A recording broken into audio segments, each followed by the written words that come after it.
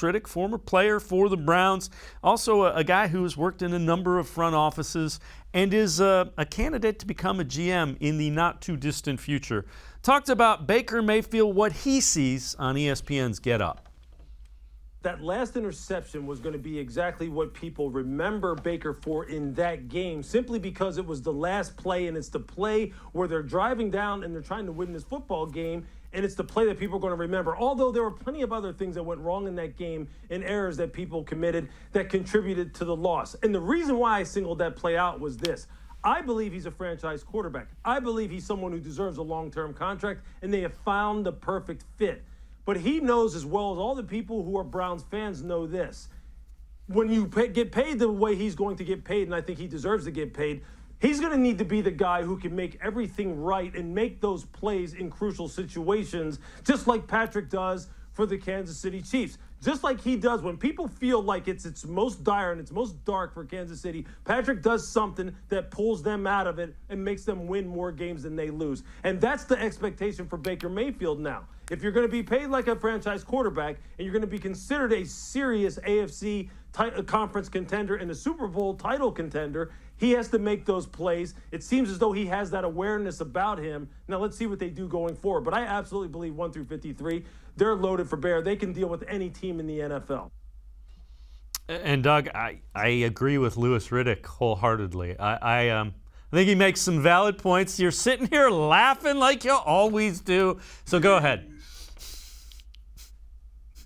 I love Louis Riddick. That clip was so much of three men watching another man talk. Well, it's the guy that has the most credibility out of them. I know, but the shot. Why was the shot? Why did ESPN have the camera on the three guys? Like, Greeny's drinking coffee. Louis Riddick is talking, and like they should have been eating popcorn. It's entertaining. Again, the points that he made, I think, are very valid, though. I agree with him. Oh, the points were great. Louis Riddick is super smart. Here's the thing. I mean, like, we get caught up, I think, in the game-ending drives because they're important and because it feels like every game that's on the TV so far in the NFL, it's like a game-ending drive. It's like the Ravens and Raiders are trading game-ending drives, and the Giants and Washington Thursday night, last night, they were trading game-ending drives, and Tyler Taylor, no offense to him, I can't remember which it is, Heineke, like, gets it done, they do it, whatever. Next, and the Giants come back and then they miss the field goal. So you want your quarterback to do that. The thing is, a lot of those guys, it feels like sometimes the game-ending drives, there's like some chaos involved, and mobility matters even more for a quarterback. And that's never going to be Baker's number one strength. I think moving them down the field in must-win situations is going to rely on getting the ball out, making smart, quick decisions, making throws. I still think he didn't think that last Chiefs defender who tripped him up, I think he was blocked. I think Baker thought he was blocked and he had an escape route and he wasn't that worried about it. And he was going to try to make a throw and maybe was thinking about making a throw to the tight end to make a play. I know he said he was trying to throw it out of bounds. I just think it was like a little weird. I wouldn't get wrapped up in the fact that it didn't happen in that drive. I know Baker has, coming into this season, had 6 game-winning fourth-quarter drives in his career, which is the same number as Patrick Mahomes. Now, maybe that's because the Chiefs win so big and so early, they don't have to have game-winning drives.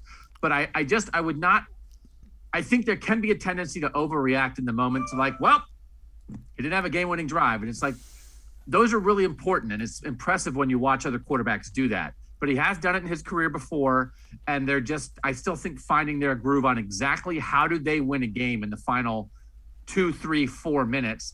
And I think still some of that's on Kevin Stefanski to get the right play calls. I think they come out and they're a little tentative sometimes off the bat, running the ball and screens and stuff. And I think maybe you want to get Baker throwing quick passes earlier in those game-winning potentially drives.